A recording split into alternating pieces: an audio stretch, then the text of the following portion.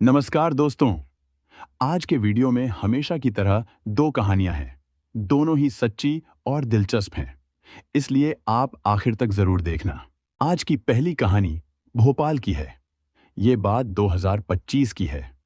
भोपाल में एक कॉलोनी है, प्रतीक गार्डन कॉलोनी। इसी कॉलोनी में अविनाश प्रजापति अपने परिवार के साथ रहता था। उसके साथ उसकी पत्नी चंद्रिका और उनका 5 साल का बेटा भी है। अविनाश प्रजापति असल में नरसिंहपुर का रहने वाला था। उसके पापा गांव में छोटा मोटा काम करते थे।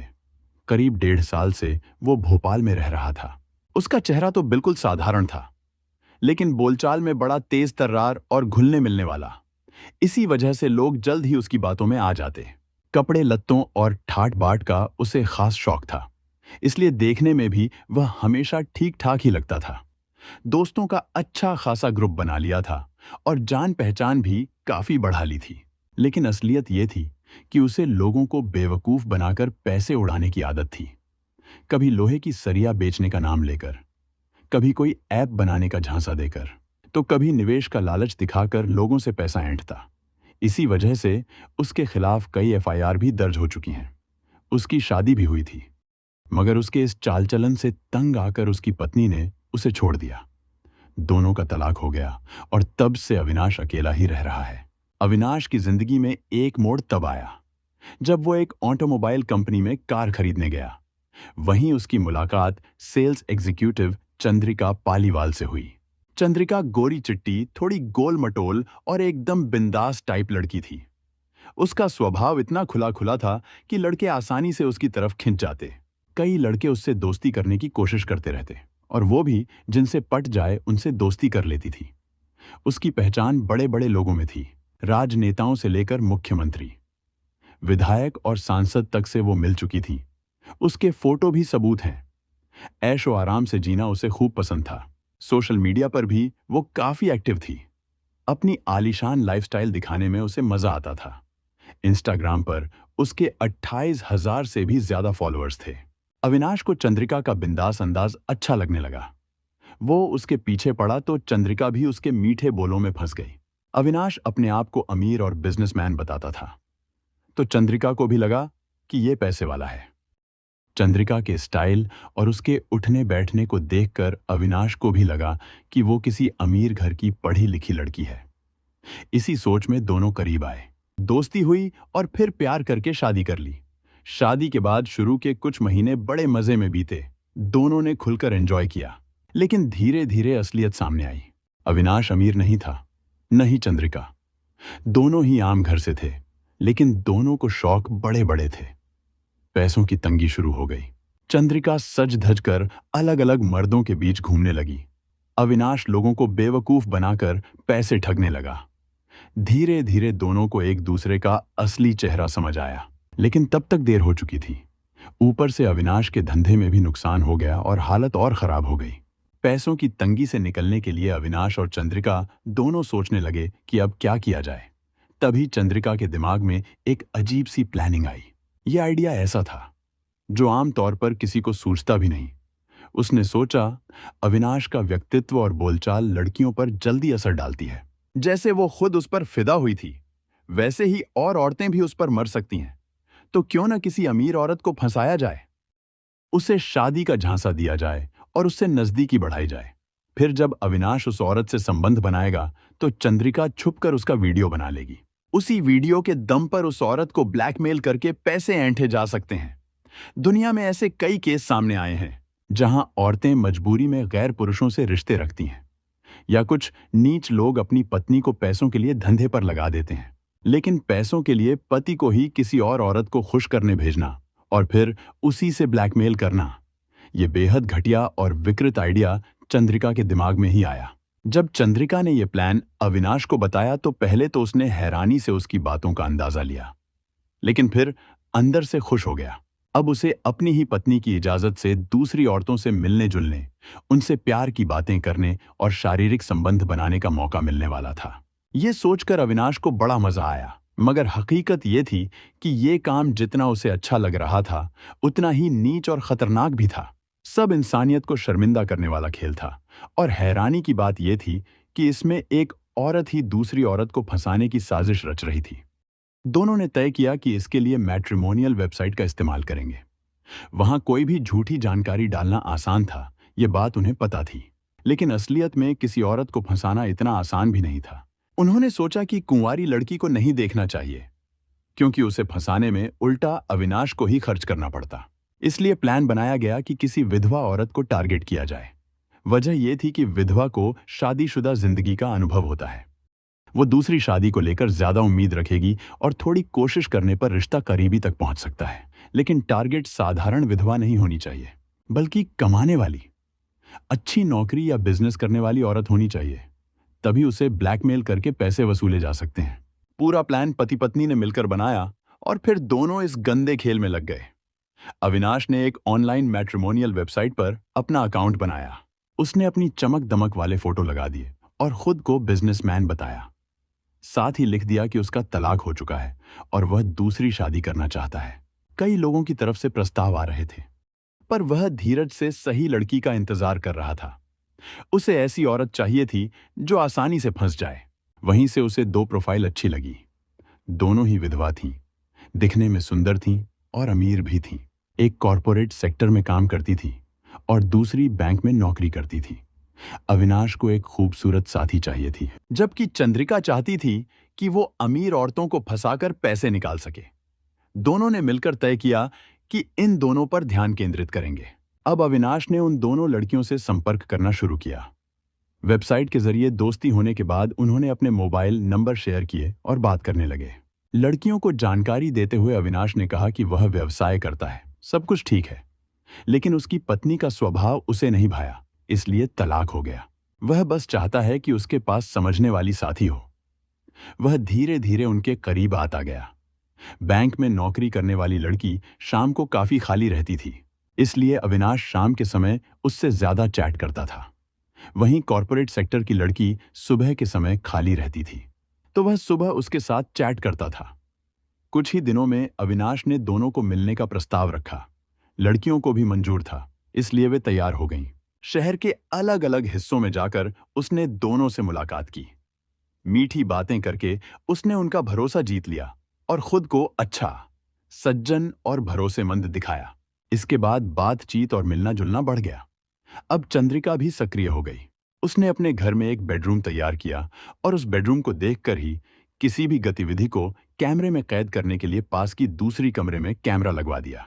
दोनों ने मिलकर यह भी चेक किया कि बेडरूम में हो रही हर चीज कैमरे में ठीक से रिकॉर्ड हो रही है या नहीं। अविनाश और बैंकर लड़की के बीच संपर्क और भरोसा धीरे धीरे बढ़ा। अविनाश ने चंद्रिका के कैमरे की मदद से पूरा माहौल ऐसा बना दिया कि लड़की को किसी तीसरे के होने का अंदेशा भी न हो। उसने धीरे धीरे लड़की को अपने जाल में फंसाया और उसके भरोसे का फायदा उठाया। लड़की भी उससे खुलकर बातचीत करने लगी और दोनों अक्सर पार्क या झील किनारे बैठकर बातें करते। अविनाश की चालाकी और चंद्रिका की तैयारी के कारण सब कुछ उसकी योजना के अनुसार हो रहा था।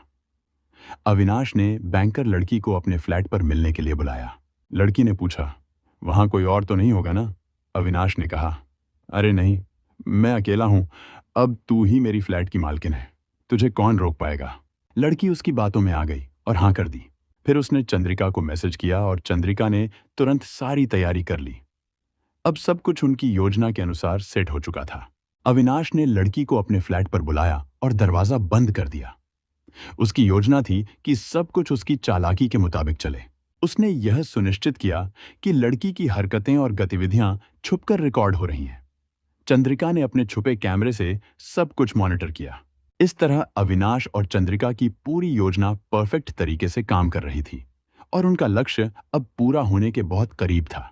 अविनाश और चंद्रिका की साजिश धीरे धीरे काम कर रही थी। उन्होंने दोनों विधवा लड़कियों को फंसाया और उनका रिकॉर्ड रख लिया। अब उनके पास सबूत थे जिनसे वे लड़कियों से पैसे मांग सकते थे। एक दिन अविनाश ने बैंक में काम करने वाली लड़की से अपनी पैसों की तंगी के बारे में बात की। लड़की ने पूछा कि पैसे क्यों चाहिए और कितने चाहिए। उसने सोच समझकर मदद करने का फैसला किया। इस तरह अविनाश और चंद्रिका अपनी चालाकी से अपना फायदा उठाने लगे। कुछ ही दिनों में अविनाश ने लड़कियों से उनका वीडियो शेयर किया। लड़की को तब समझ आया कि सब कुछ एक जाल था, लेकिन वह पहले ही फंस चुकी थी। उसके पास अब कोई रास्ता नहीं था और मजबूरी में उसे पैसे देने पड़े। इसी तरह अविनाश ने कॉरपोरेट सेक्टर की लड़की के साथ भी यही चाल चली और उस पर भी दबाव बनाना शुरू किया। अविनाश का दबाव और चालाकी दोनों लड़कियों पर बढ़ने लगी। उन्हें अब समझ में आ गया कि वह शादी में कोई दिलचस्पी नहीं रखता, उसे सिर्फ पैसे चाहिए। लेकिन उनके पास कोई रास्ता नहीं था क्योंकि उनके निजी रिकॉर्ड उसके पास थे। आखिरकार कॉरपोरेट सेक्टर में काम करने वाली लड़की पुलिस के पास गई और शिकायत की कि अविनाश ने शादी का झांसा देकर उसका फायदा उठाया और उसे ब्लैकमेल किया। शिकायत मिलने के बाद पुलिस ने अविनाश को हिरासत में ले लिया। गहराई से पूछताछ करने पर उसने अपनी पूरी साजिश पुलिस के सामने बता दी। इसके बाद बैंक में काम करने वाली दूसरी लड़की ने भी शिकायत दर्ज कराई। एक के बाद एक शिकायतें मिलने के कारण पुलिस भी सतर्क हो गई। पुलिस अब यह पता लगाने में लगी है कि और कितनी महिलाएं इस जाल में फंसी हैं। इस पूरे मामले की मुख्य साजिशकर्ता और अविनाश की पत्नी चंद्रिका शिकायत दर्ज होने के बाद फरार हो गई है। पुलिस अब उसका भी पता लगा रही है। खबरों में कहा जा रहा है कि उसके पीछे राजनीतिक मदद है।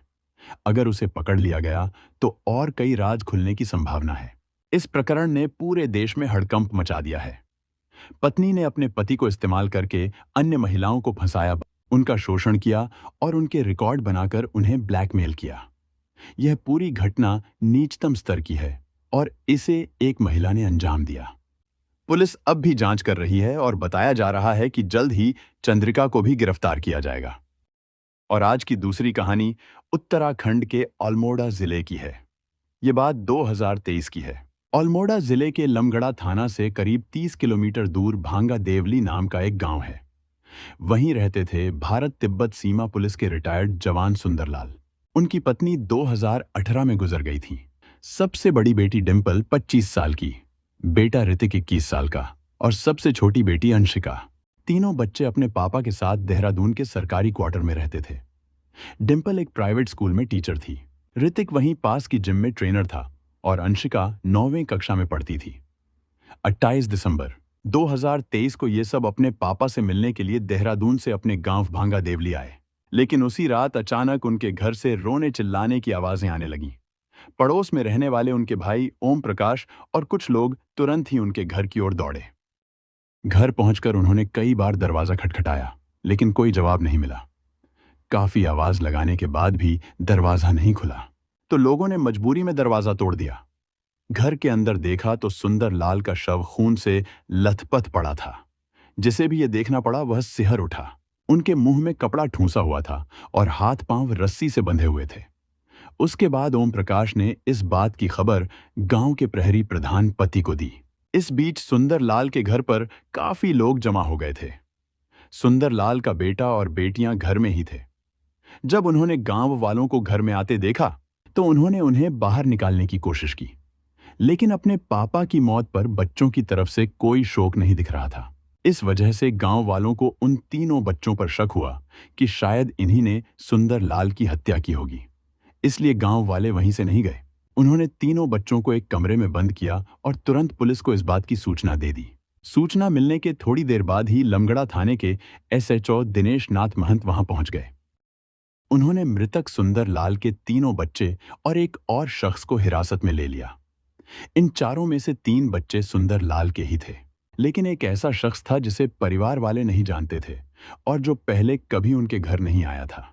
पुलिस ने सबसे पहले उसी शख्स से पूछताछ की तो पता चला कि वह डिम्पल का प्रेमी था और दिल्ली के संगम विहार में रहता था।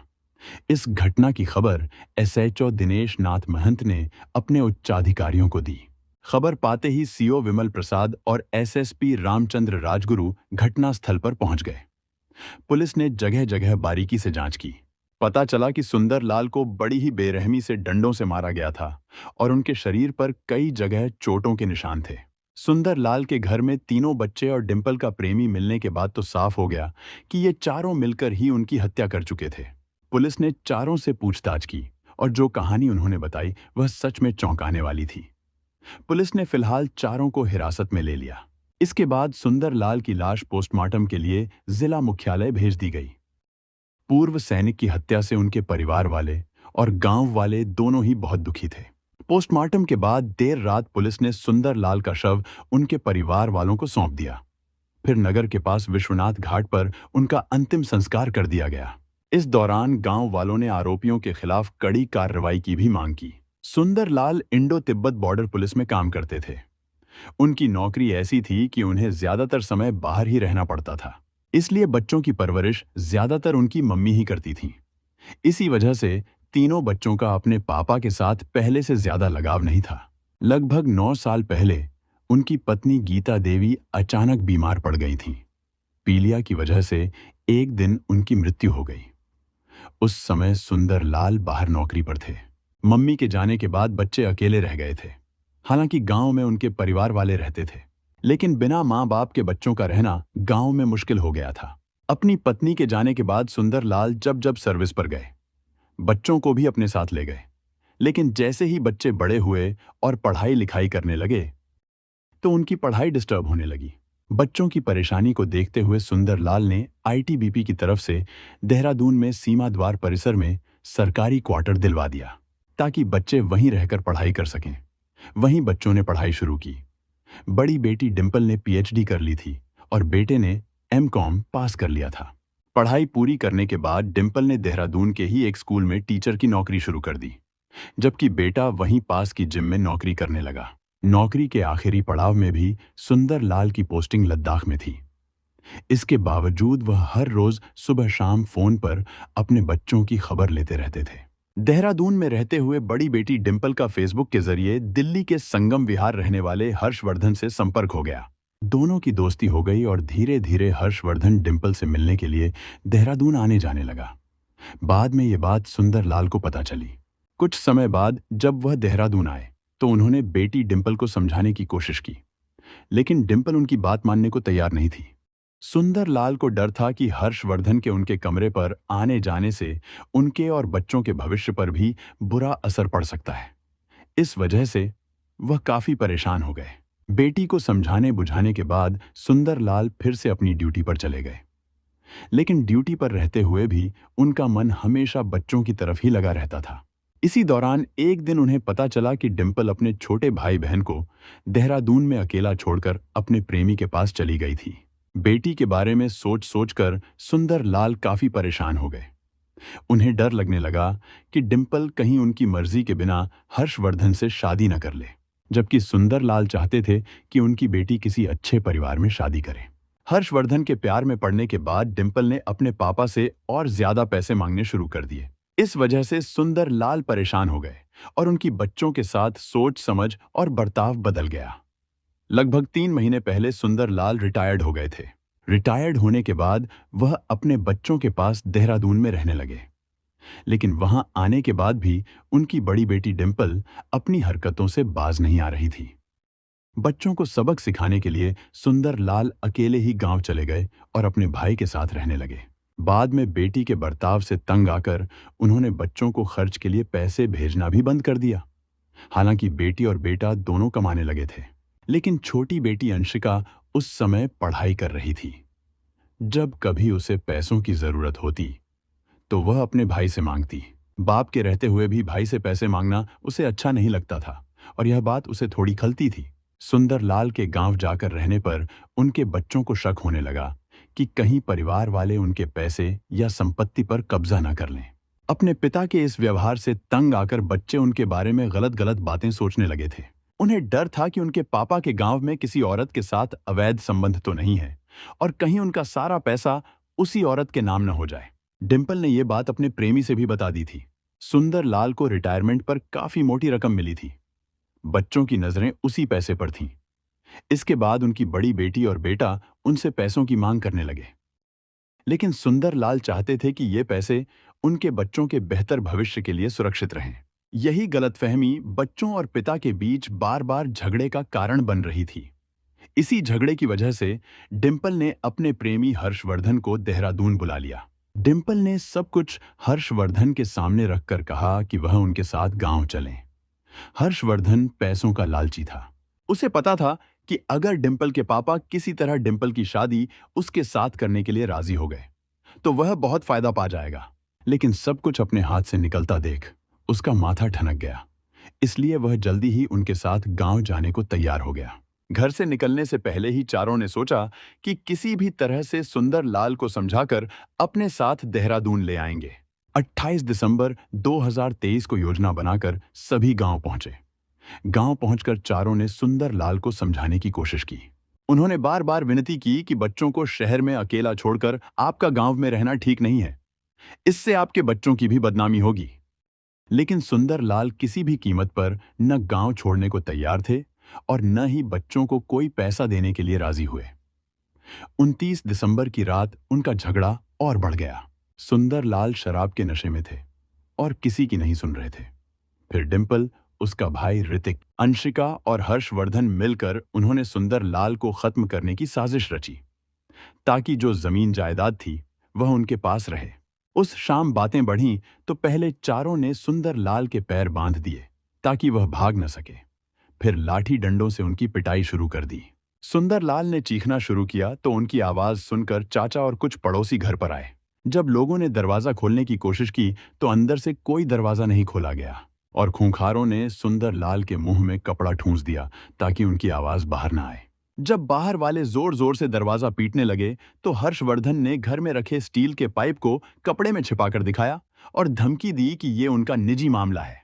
किसी ने हस्तक्षेप किया तो वह गोली तक चला देगा। गांव वालों ने वह पाइप बंदूक समझ लिया और डर के मारे वहां से भाग गए। उनके चले जाने के बाद चारों ने फिर से सुंदर लाल पर हमला करना शुरू कर दिया।